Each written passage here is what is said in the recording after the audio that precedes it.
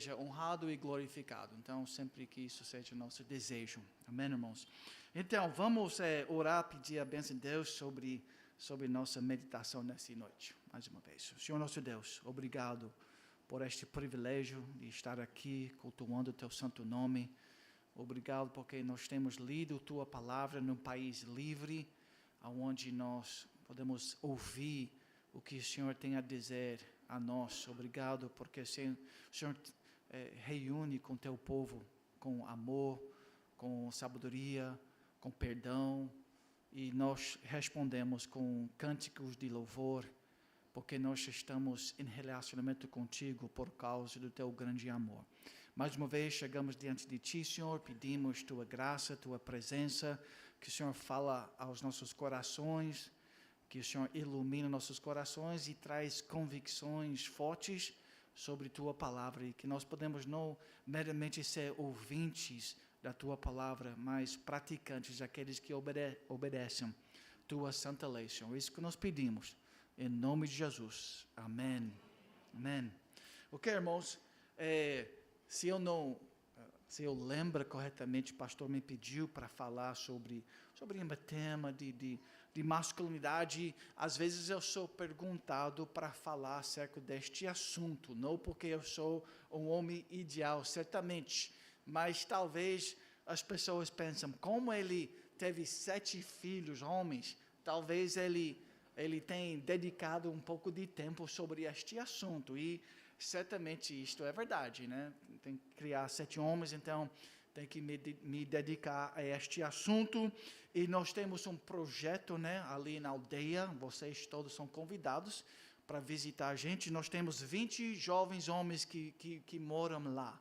Até se vocês têm um jovem que quer participar, entre em contato com o pastor. É um instituto de tecnologia e discipulado, um instituto de tecnologia e teologia. Então, nós também enfatizamos muito masculinidade bíblica. Então, eu queria compartilhar um pouco deste conceito, analisando alguns textos bíblicos que falam acerca de masculinidade. E aí meu filho me perguntou, vindo para cá, e aí, mas você vai falar para os homens, e aí para as mulheres, o que eles vão ganhar com isto, né? E pensando sobre isso, né, minha resposta seria, filho, as mulheres que muitas vezes vão impactar a futura geração dos homens, né, elas que vão cuidar, nutrir e educar a próxima geração de homens. Então, elas também precisam saber do padrão bíblico, o que é um homem definido por Deus, não por homens. E também nossas jovens irmãs precisam saber o que é um homem de Deus, para saber com quem ela deve casar, né? Então, mães precisam saber como criar filhos, homens para a glória de Deus. Então, nós vamos refletir um pouco mais sobre este tema. E, infelizmente, em nossa cultura, não só aqui, mas eu acredito ao redor do mundo, nós temos sido enganados. Nós fomos iludidos e, em muito sentido, nós fomos desencaminhados pela excitação de várias mentiras, né? Existe um padrão bíblico de um homem de Deus, mas esse padrão muitas vezes é quase totalmente escondido de nossa visão, de nossa mente, de nossas práticas. E então, em muitos sentidos, nós temos experimentado perdas lamentáveis na vida pessoal e no que diz respeito à família. Então, nós precisamos reconhecer nossos erros, até se a Igreja de Cristo também, onde nós temos enfraquecido por causa das mentiras de Satanás. Nós precisamos reconhecer isso, confessar isso, pedir perdão de Deus e mudar de vida e crescer para se tornar aquilo que nós devemos ser. Tem um professor na Europa, na Inglaterra, eu acho que ele já morreu, um dos maiores estudiosos sobre este assunto de família, e ele falou assim: a escala das avarias conjugais, os problemas matrimoniais, né? No Ocidente, desde 1960, não tem precedente histórico que eu saiba. E ele é o maior historiador da família, né? Ao longo dos séculos. Não houve nada parecido nos últimos 2000 anos e provavelmente por mais tempo ainda. Ele está dizendo que nós temos crescido, vocês que nasceram depois de 1960, que é quase a grande maioria, talvez exceto um ou dois aqui nesta noite. Nós temos crescido no pior época da história em termos de uma visão estável da família, de casamento e certamente masculinidade. Quer dizer, nós vivemos numa época pobre, espiritualmente falando, e certamente a família tem sido impactada por causa desta visão quebrada. E em tudo isso, certamente cai nos ombros daqueles que são chamados para ser os líderes.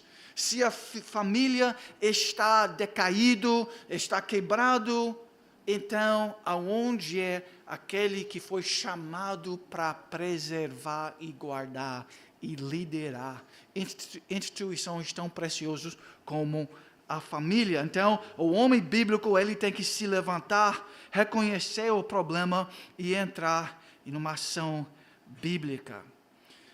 Certamente nós devemos iniciar perguntando por quê? Por que o homem desviou de tal maneira, tão grandemente? E nós temos a resposta na palavra de Deus. O homem tem desviado do Senhor, da lei do Senhor, da palavra de Deus. Eles desejam acabar com a autoridade de Deus. Isso é visto em Romanos capítulo 1, por exemplo, versículos 18 a 25, onde o apóstolo Paulo, ele explica para nós que o que aconteceu com o homem, que ele começou a adorar a criatura em vez do Criador, né? Ele espiritualmente está cativo a algo deste mundo. Várias coisas podem cativar a imaginação do ser humano. E quando nós invertemos essa ordem, o apóstolo Paulo explica que há grandes consequências negativas. Quando nós somos pessoas que adoram a criatura em vez do Criador, nós vamos misinterpretar e várias instituições e a vida humana vai se tornar um caos. Nós podemos ver, né? Nós vivemos no Brasil, mas em quase toda a Sul-América, uma profissão que é muito forte é a profissão de um soldador, né? Tem muitos soldadores. Sabe por quê? Uma das razões é porque todas as casas e escolas e, né, prédios, nós temos grades de proteção em frente das nossas janelas, porque nós temos medo do homem mau. Nós vivemos tipo numa cadeia, nós vivemos atrás das grades, igual aqueles homens que vivem na prisão.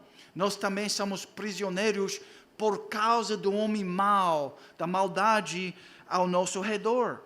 Caos, então, está instalado em nosso mundo. Isso é verdade na área política, social e em todas as áreas da vida. Nós vivemos numa desorganização, nós vivemos numa situação muito triste em muitos níveis ao redor do mundo. Nós acabamos de ver nestas semanas, talvez o homicídio mais exposto de toda a história da humanidade. Eu acredito que nunca mais na história nós temos visto um homem que foi morto ao vivo pelo mundo inteiro para ver o mal que está no homem. Por que eles odiaram aquele homem? Porque ele estava falando, ele falou livremente e que ele queria defender a liberdade de expressão. E muitos homens odiaram isto e matou este homem. Certamente vocês estão acompanhando aquilo que eu estou dizendo que aconteceu recentemente nas últimas semanas. Então, quando Quando nós acabamos com a palavra de Deus, nós deixamos a palavra de Deus do lado, então este caos vai ser instalado. Nós temos, em termos absolutos, só dois fins. Ou nós vamos ser guiados por caos, ou nós vamos ser guiados por Cristo. É Cristo ou caos. Essas são nossas duas opções. E como igreja de Cristo, certamente nós devemos devorar, amar, ler, meditar, praticar, se voltar para este padrão bíblico. Esta é a nossa esperança, o evangelho que é pregado aqui, a lei do Senhor, a sabedoria de Deus, e nós precisamos, então, mais uma vez, educar nossos filhos e nossa sociedade de acordo com os padrões da palavra de Deus. Houve um ataque forte contra as visões tradicionais da família. Esses antigos valores, que tinham suas raízes na visão bíblica, nos textos bíblicos, na visão objetiva da Bíblia, foram abandonados mais uma vez. As pessoas estão perdidas e eles estão andando por ali cegos, sem saber qual é o sentido da vida. E certamente isso é uma situação muito triste. O único ideal, então, que guia muitas pessoas é comamos e bebamos porque amanhã morremos, como o apóstolo Paulo nos ensina. Responsabilidade. Esquece. Autonegação. Viver em prol do outro, também isso pode ser esquecido. Sacrifícios em prol da família. Esquece tudo isso. Nós vivemos no mundo pós-moderno, onde egoísmo reina. Então, por isso nós temos tantos problemas na família, tanto divórcio tantos, assim, avarias conjugais. Ok, nós temos então visto o problema. Divórcio, confusão em termos de gênero, homossexualidade, gravidez na adolescência reina nos bairros mais pobres de todo o Brasil e de toda a Sul-América e no mundo inteiro. Aborto, confusão de papéis de gênero, como nós já temos mencionado. Essas são algumas das consequências desta perda de visão bíblica sobre a família. Então, aonde é que nós vamos começar a resgatar esta visão? Uma visão que Deus tem estabelecido certamente é na palavra de Deus. É ali que nós precisamos buscar uma solução para todo esse caos que está ao nosso redor. E está chegando bem perto da gente.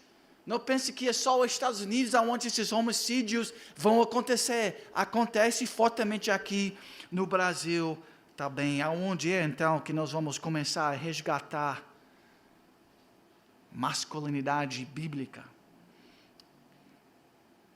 Vamos, em primeiro lugar, tentar definir rapidamente o que a palavra de Deus fala acerca de masculinidade bíblica. O que é um homem bíblico? Vamos iniciar com esta pergunta. A resposta, na verdade, é óbvia para um cristão. Cristo, ele define a meta. Ele é um homem perfeito. Ele é o homem perfeito. E ele, então, é nosso guia. Ele é o alvo. Ele é a perfeição. Para qualquer ser humano, claramente. Então, um homem bíblico é, acima de tudo, uma pessoa que está unido a Cristo. Você está em união com Cristo? Você foi salvo pelo sangue de Cristo? Se sim, você está em Cristo. E então, nosso propósito na vida, depois de estar unido com Cristo, é de se tornar mais parecido com Ele ao longo de nossas vidas. Colossenses 3, versículos 1 a 4, diz assim: portanto, se fostes ressuscitados juntamente com Cristo, buscar as coisas lá do alto, onde Cristo vive, assentado à direita de Deus. Pensai nas coisas lá do alto, não nas que são aqui da terra, porque morrestes, e a vossa vida está oculta juntamente com Cristo, em Deus. Quando Cristo, que é a nossa vida, se manifestar, então vós também sereis manifestados com Ele em glória. Eu sei que é uma passagem que precisa de uma hora para expor, mas é uma passagem bela e forte que fala sobre nossa união com Cristo. Que maravilha! Nossa vida está oculta com Cristo. Você morrestes, diz o texto. Por que você morreste? Por que morreste? Porque Cristo, com quem você está unido, Ele morreu. Aí o texto continua dizendo, né? Ele está assentado à direita de Deus. Então, aonde é que você está? Você também está assentado à direita de Deus. Ele ganhou a vitória contra Satanás. Então o texto implicitamente está dizendo para nós, você ganhou a vitória contra Satanás. Ele vai voltar em glória e vai reinar para todo sempre. Você também vai estar com Ele e você vai reinar. Esta é a nossa realidade espiritual. Nós precisamos reconhecer isto para viver com alegria, com propósito, com vigor neste mundo. Este é nosso alimento espiritual. Todos nós estamos em Cristo. Isso é nossa identidade. Nossa identidade não é estar nos jovens, né? Eu quero ser um jogador de futebol. Para as meninas, eu quero me tornar uma atriz, um modelo, né? Não, essas são coisas passageiras. Eu já fui um jogador de basquete e já passou, e só resta dor nos meus joelhos e cirurgias. Só isso que eu ganhei com tudo aquilo. Aquela fama é passageiro. Seu nome saindo no jornal, tudo isso é aquela riqueza de um trabalho, logo isso vai passar também, mas o que é eternal, o que vai te conduzir na base da sua alma, a sua união com Cristo. Então, certamente, nós precisamos recuperar para nossas vidas a prioridade e a centralidade do Evangelho para nossas vidas. Se você não tem isso, você não pode ser um homem de Deus. Se isso não é o centro da sua vida, você não sabe o que é ser um verdadeiro humano. Nós precisamos do nosso Criador e do nosso Salvador. E nós precisamos estar unidos com Ele. O que mais que nós devemos saber para recapturar uma visão de verdadeira masculinidade bíblica? Certamente o homem, quem tem que ter sua vida enraizada, centrada na cruz. Né? No Evangelho, mais uma vez, 2 Coríntios 5, 17 a 21, diz assim, está tudo listado aqui para mim. E assim, se alguém está em Cristo, é nova criatura. As coisas antigas já passaram, eis que se fizeram novas. Ora, tudo provém de Deus, que nos reconciliou consigo mesmo por meio de Cristo, e nos deu o ministério da reconciliação. Então, nós somos embaixadores de Cristo. Então, nós precisamos recapturar a centralidade do Evangelho para nossas vidas. O apóstolo Paulo, ele era cristocêntrico em tudo que ele pensava e falava. Ele falou assim, porque para mim o viver é Cristo e o morrer é ganho. Ele não tinha medo de morrer. Este menino que morreu semana passada impactou milhões e milhões de vidas ao redor do mundo. Ele não tinha medo de morrer. Claro que ele não queria morrer. Mas ele tinha a coragem de falar a verdade. E ele era um homem forte por causa desta realidade. Porque para mim o viver é Cristo e o morrer é ganho. E nós precisamos mais 1.000, 2.000, 10.000, 100.000, milhões de homens assim. E esta igreja vai se tornar mais forte. E as famílias vão ser recuperadas. E nossas sociedades vão se tornar lugares de paz e alegria de novo. Como talvez num momento histórico que nós tivemos em alguns lugares ao redor do mundo. Quem sabe que Deus usa um reavivamento de verdadeira masculinidade para trazer de volta um lugar como este. Será que isso não deve guiar pelo menos nossa visão e nossos desejos aqui, enquanto nós estamos aqui na terra, nós não devemos estar construindo algo melhor para a glória de Deus, igrejas, famílias fortes, sociedades seguros. Cristo, Ele nos ensina tanta coisa, então nós precisamos estar com nossos corações e nossa visão do mundo guiado por Cristo. Ele assumiu a responsabilidade, Cristo, pelos erros da sua noiva. Ele assumiu a responsabilidade. Quando ela pecou, ela somos nós todos, né? Quando havia um problema, quando havia pecado, perigo, ele disse: eu vou lidar com isso, eu vou cuidar disto. Esse é o modelo perfeito de liderança bíblica e responsabilidade. Cristo morreu em prol da esposa. Então, homens, lembre-se sempre, você é responsável por sua família, por sua futura família. Então, o homem bíblico, ele é um homem morto. O texto que nós acabamos de ler, Colossenses 3, diz assim: porque morrestes. Você é um homem morto.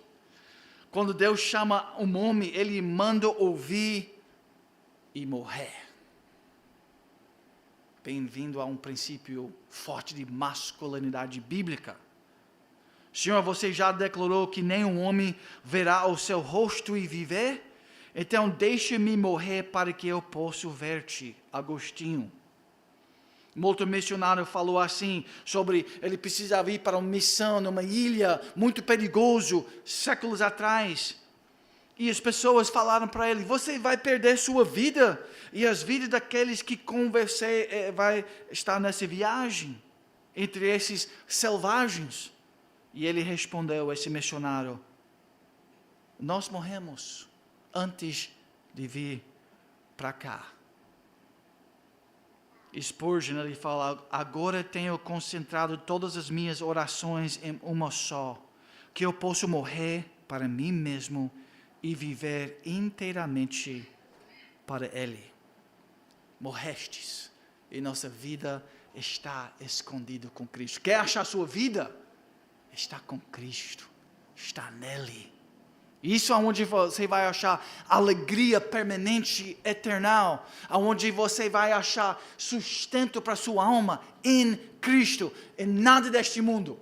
Não em suas próprias forças, não em seus músculos. Eu também tinha músculos quando era jovem. Malhava, pulava e corria 7, 8 horas por dia. Tudo passou. Um homem bíblico é um homem que vive deu glória.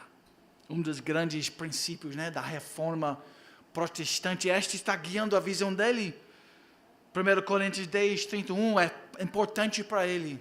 Que diz assim o texto: portanto, quer comais, quer bebais ou façais outra coisa qualquer, fazei tudo para a glória de Deus. Fazer famílias, casamentos, relacionamentos para a glória de Deus. Fazer meus chamados, fazer música, fazer tudo para a glória de Deus.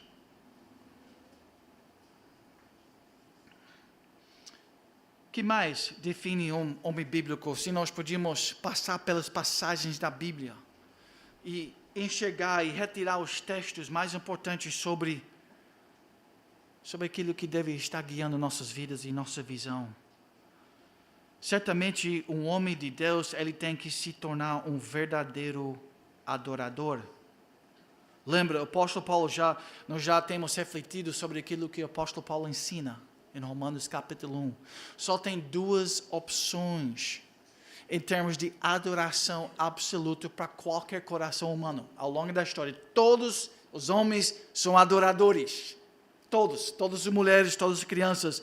Isso que nós somos na essência, e só tem 2 opções. Ou nós vamos adorar o Criador dos céus e a terra, Deus triuno, Pai, Filho, Espírito Santo. Ou nós vamos adorar qualquer outra coisa. Prazer, lazer, dinheiro, fama, e vai embora. talvez até família. Nós podemos até adorar coisas relativamente boas, mas se nós amamos aquelas coisas acima de Deus, nós estamos amando algo na criação em vez do Criador. Isso se torna idolatria e vai causar caos em nosso mundo. Certamente Deus está te chamando para ser um verdadeiro adorador. A hora vem e agora é, em que os verdadeiros adoradores adorarão o Pai em espírito e em verdade, porque o Pai procura a tais que assim o adoram. Ele está procurando isso que Ele deseja de nós. E Salmo 115 fala acerca disto. Salmo 115 diz assim. Vou tentar explicar, porque é um texto muito poderoso que deveria gastar uma hora.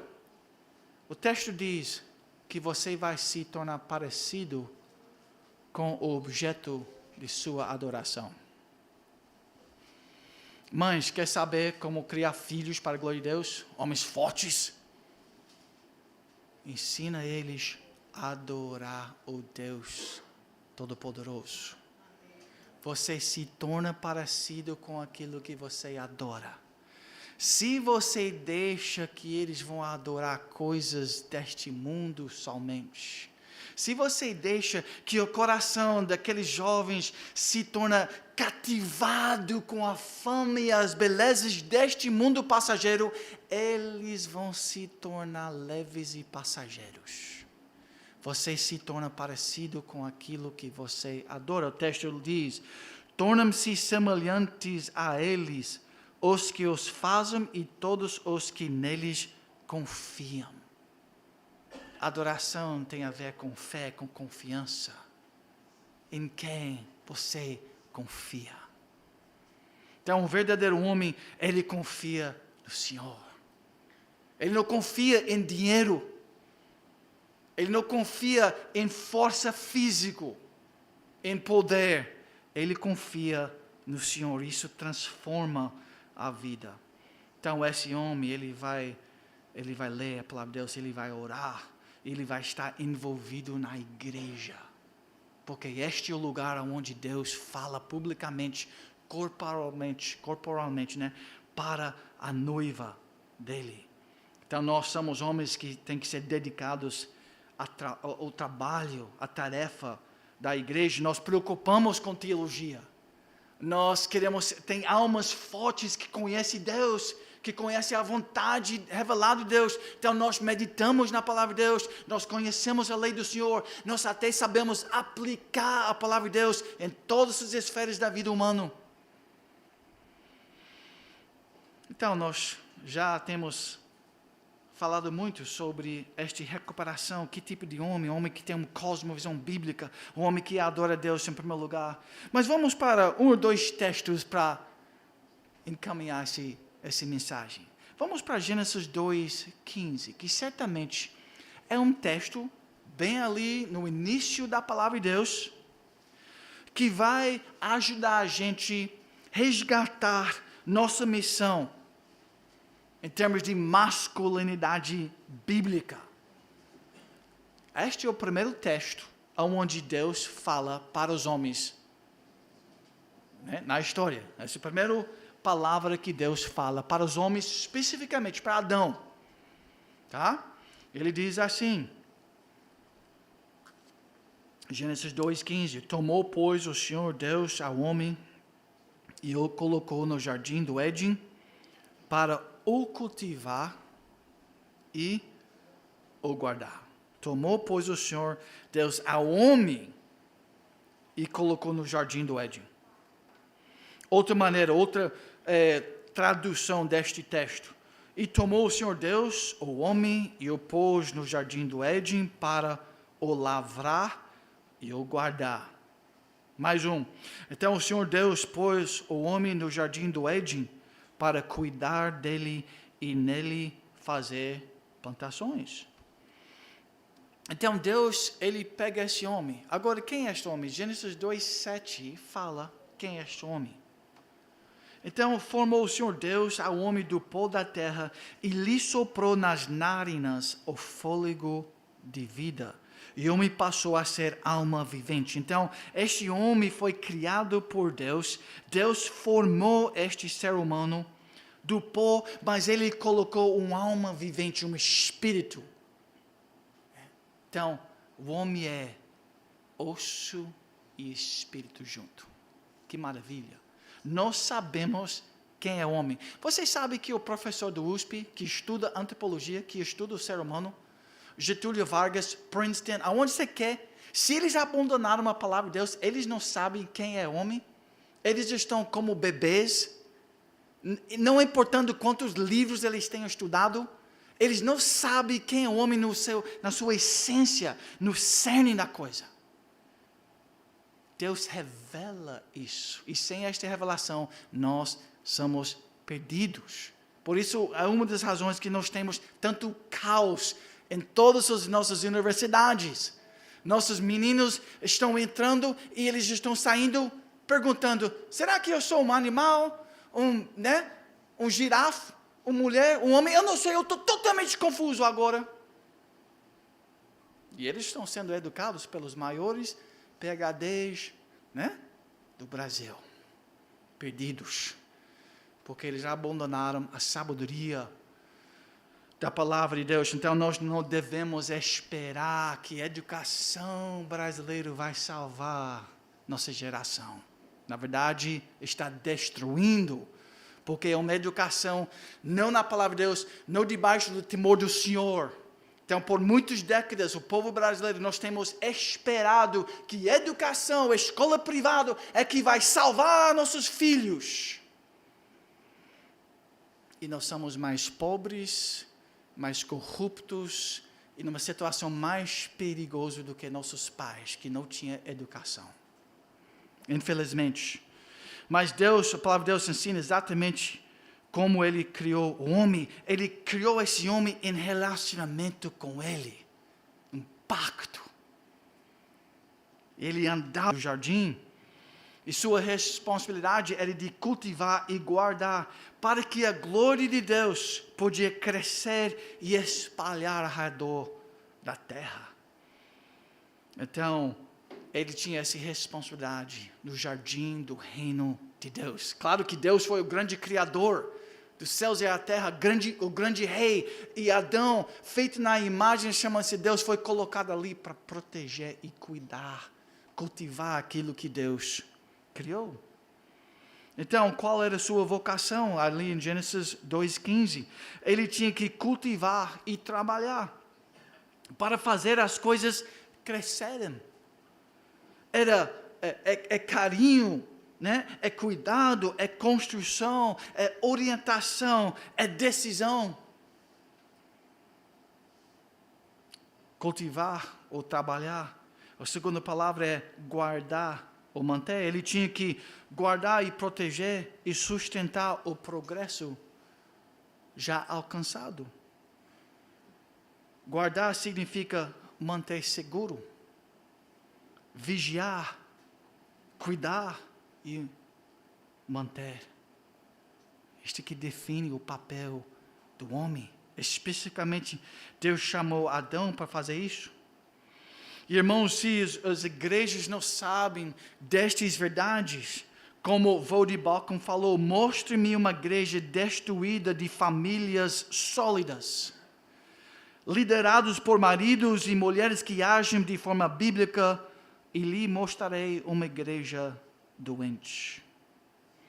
Então, Igreja de Cristo, o que os homens devem estar fazendo neste mundo? Será que a definição de nossa missão é tão simples assim? Temos que nos dedicar ao trabalho, construção, manutenção e proteção de tudo colocado em nosso encargo? Sim. Isso inclui os corações de nossas esposas e filhos. Deus falou, Adão, cuide disso que está aqui no jardim. Certamente é importante cuidar dos animais e das plantações, mas quem estava ao lado dele?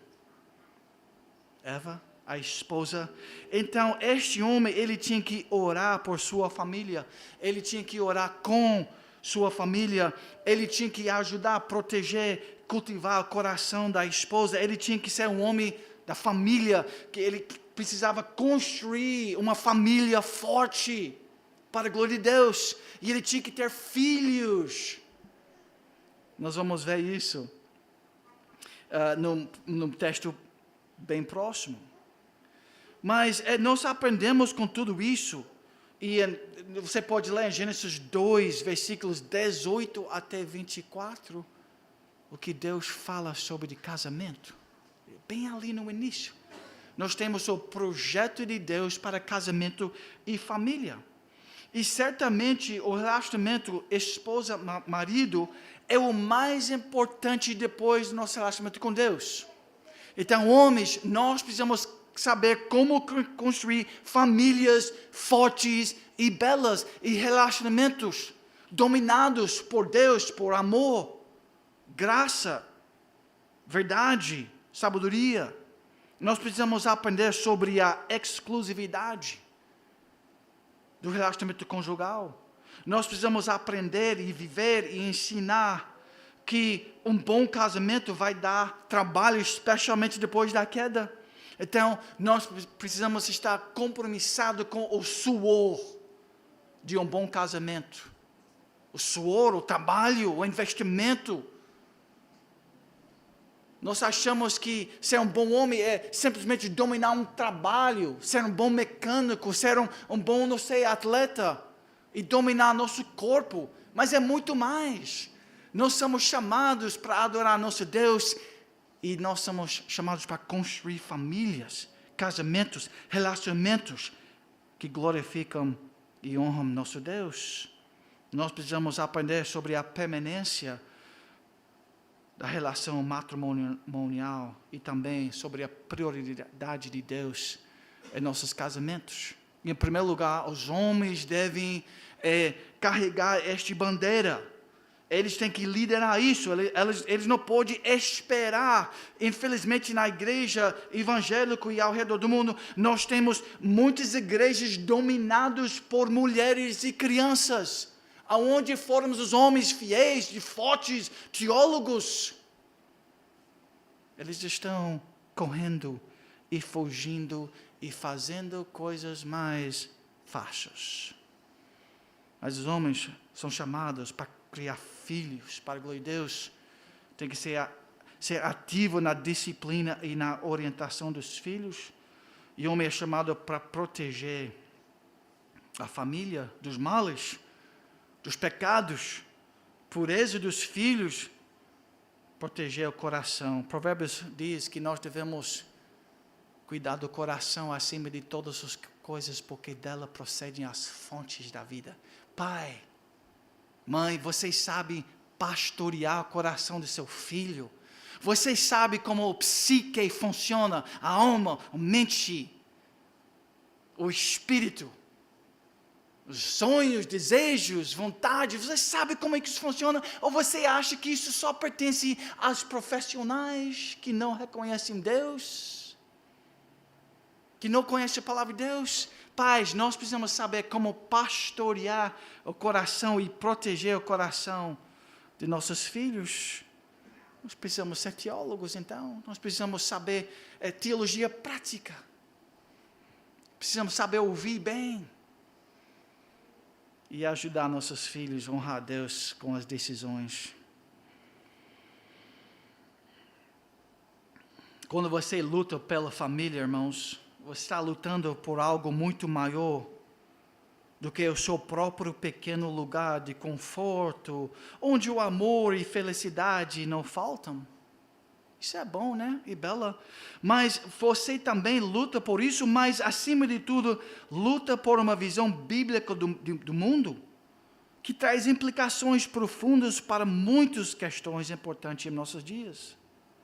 Você está lutando pela civilização cristã e pela glória do Evangelho. Você está lutando por algo muito próximo e precioso, a própria mensagem do Evangelho de Deus, que une a si o seu povo.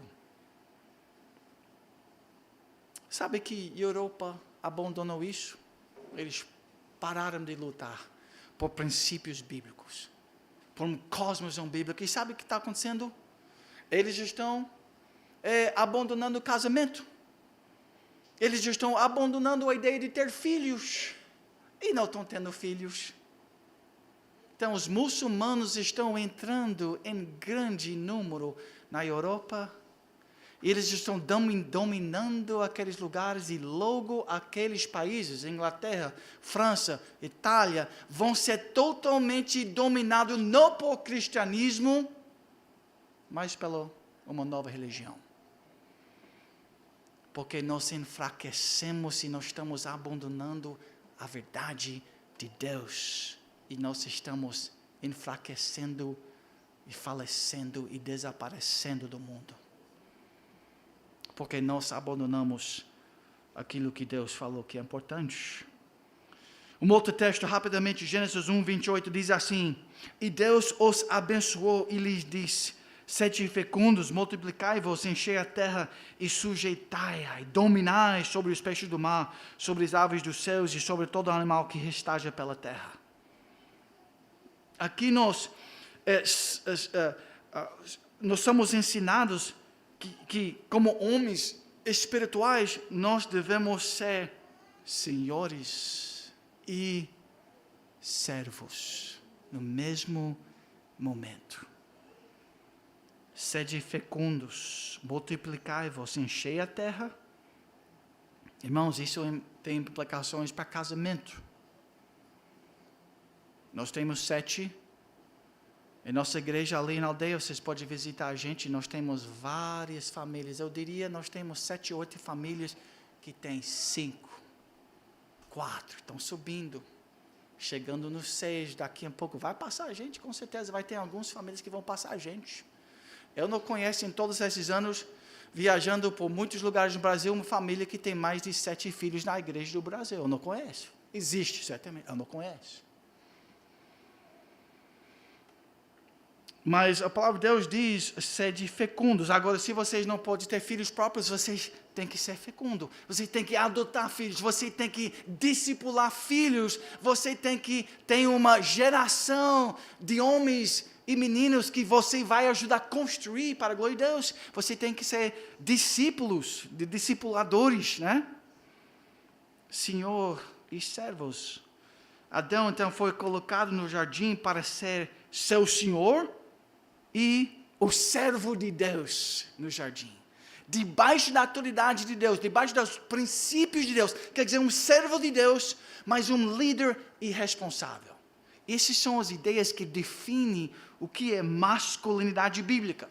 Então, se você não conhecer isso, e você foi guiado pela mentalidade do mundo, você foi corruptado por um vírus do programa original de Deus sobre masculinidade. Nós estamos vendo o programa original de Deus. Você é chamado para ser um senhor e servo. Você é chamado para cuidar, cultivar, produzir vida para a glória de Deus. Adão, ele foi assistente e senhor de Deus, exercendo autoridade sobre a criação de Deus. Neste trabalho, o homem era para ser o líder, e em Gênesis 2, 18, ele falou assim: isso é uma grande tarefa para mim. Adão, você tem que dominar, você tem que nomear, você tem que fazer a ciência, organizar esse mundo. É muito difícil, você não consegue fazer sozinho, então ele providenciou uma ajudante idônea. Alguém que podia fazer isso tudo com ele e ao lado dele. Homem bíblico é um homem de liderança, então. Ele é um líder e responsável. Aonde é que nós aprendemos isso? Ele foi o primeiro criado. Ele é o representante da raça humana. 1 Coríntios 5, 22 diz disso. Em Adão todos morrem. Não é em Eva todos morrem, em Adão, porque este homem foi responsável. Ele tinha que cuidar do jardim e Satanás entrou para derrubar o homem. E este Adão, este primeiro criado, ele não entrou em ação para ser um líder, um protetor, para cultivar o jardim. Ele foi ausente, passivo, omissa. E o mundo foi derrubado pelas trevas. Em Adão todos morrem. E ele tinha responsabilidade primária. Então, estas ideias, mais uma vez, irmãos, definem masculinidade bíblica. Por favor, essa ideia de machismo, isso não é o caminho? Existe uma masculinidade bíblica criada por Deus? É esse que precisamos recuperar. Há também um chamado masculinidade que o mundo promove, mas que está cheia de pecado e de distorções. Mais uma vez, aquele programa original que era bom, mas o vírus do pecado o atacou. E agora a masculinidade está em ruínas e nós precisamos restaurar esta visão bíblica. Desejar isso para nossos filhos. Em todas as áreas da vida, faz-se necessário esta figura do líder. E no casamento não é diferente. Então, irmãos, um líder, ele é um líder porque ele sabe o que tem que ser feito neste mundo. E a Bíblia sempre requer santidade nos homens que lideram qualquer coisa. Homens capazes, tementes a Deus, homens de verdade que aborrecem a avareza. Isso que Moisés escolheu.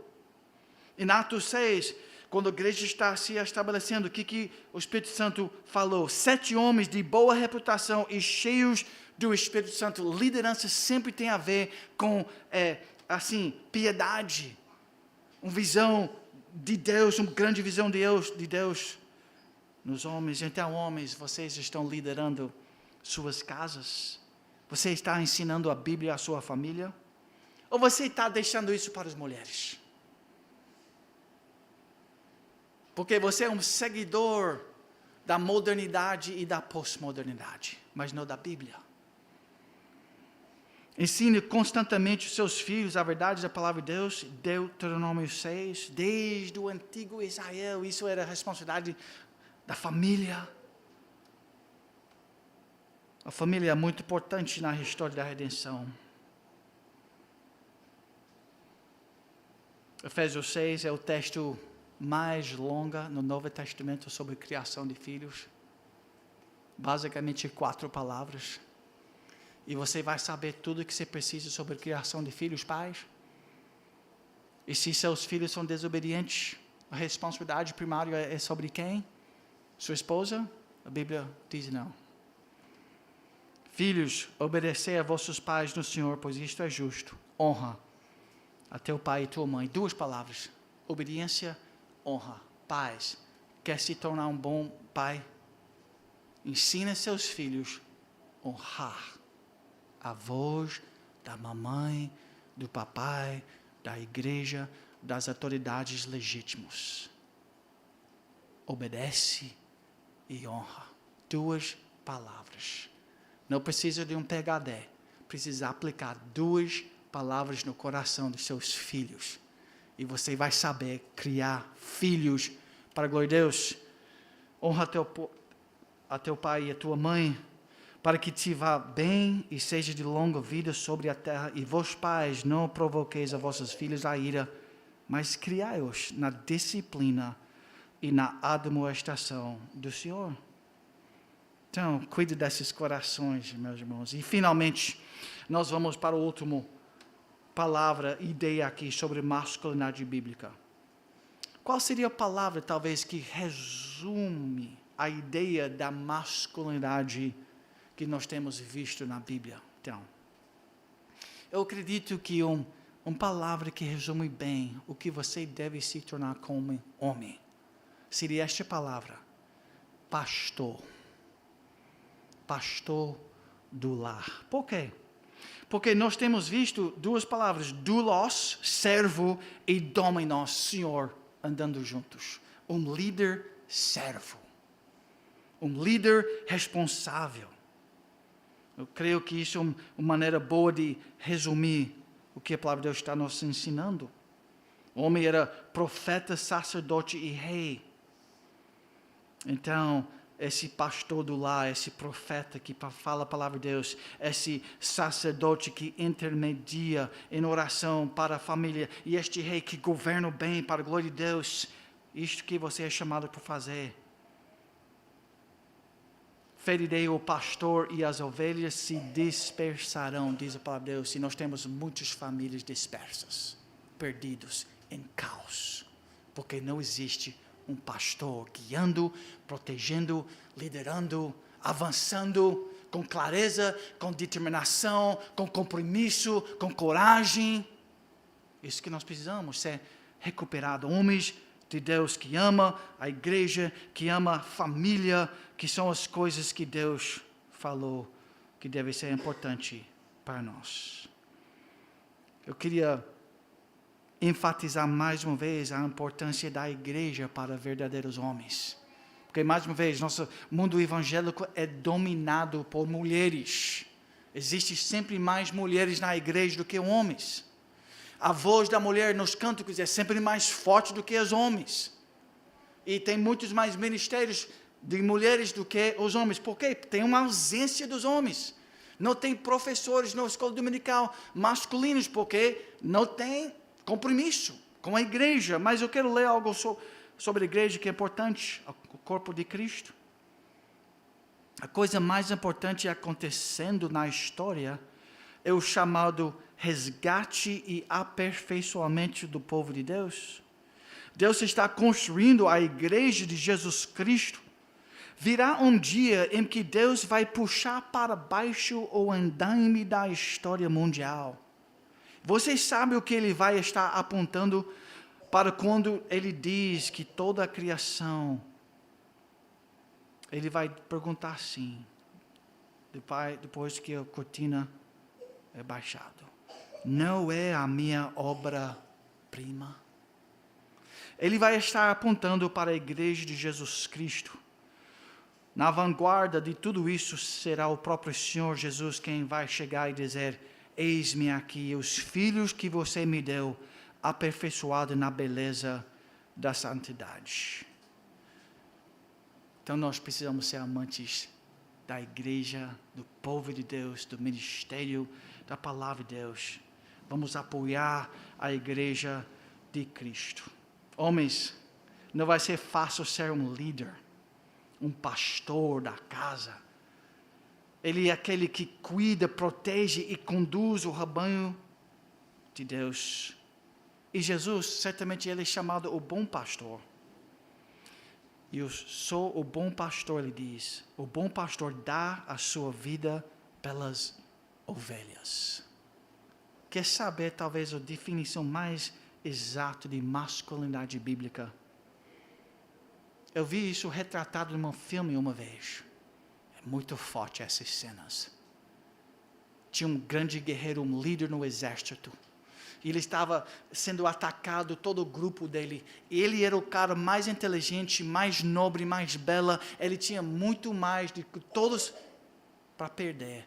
E uma bomba foi jogada dentro da sala onde todos esses soldados estavam. E este líder, com uma esposa com recém-nascidos, um menino que nasceu naquele lar, ele imediatamente viu o perigo e ele pulou em cima da granada. E o filme mostra ele morrendo, subiu dos céus com a explosão da bomba. Mas todos os soldados foram protegidos. É uma cena muito forte, né? Mas é exatamente isso que Cristo fez por nós. Um verdadeiro homem morre em prol da verdade. Ele morre em prol da esposa, da família. Ele prioriza os outros e ele ama o Senhor em cima de tudo. Então, irmãos, há uma crise de liderança no nosso mundo. E a igreja, nós somos chamados para ser sal e luz para o mundo. E este lugar onde o mundo deve chegar para aprender e procurar e encontrar a verdadeira masculinidade bíblica. Agora, quem é responsável por fazer essa mudança em nosso mundo? Nos casamentos, nas famílias, na igreja, na nação, quem é responsável por isso? Você. Bem-vindo à masculinidade bíblica. Bem-vindo à responsabilidade bíblica. Bem-vindo a um propósito firme. Uma visão gloriosa, uma vida honrável. Talvez você vai ter que morrer. Bem-vindo a uma vida de antítese, de guerra. Bem-vindo a uma vida de natação contra a corrente. Para uma vida como o de Noé, Isaías, Elias, Davi, Cristo. Os homens que eram contra o mundo. Para o bem do mundo. E Cristo é o centro da verdadeira masculinidade, irmãos. Ele foi responsável. Ele é o Salvador. E Ele vai salvá-lo dos seus pecados. Ele pode transformar você em um verdadeiro homem. E Ele é o exemplo perfeito da masculinidade em sua liderança servidora. Criador do mundo, forte, mas o mesmo que dá suas vidas pelas ovelhas. Você o conhece? Certifica-se de conhece-lo hoje. Amém. Senhor nosso Deus, obrigado por Tua palavra, obrigado por esse chamado de um resgate de masculinidade bíblica. Ajuda-nos, Senhor, todos nós homens, nós não somos suficientes para essas coisas, mas pedimos força, pedimos sabedoria, pedimos graça, pedimos convicção forte que vem da Tua palavra, que nós podemos ter 10.000 homens que se levantam nesta nação para a glória do Teu santo Evangelho e em prol da Tua glória e o avanço da Tua igreja. Isso que nós pedimos em nome de Jesus. Amém. Amém. A igreja de pé, por favor.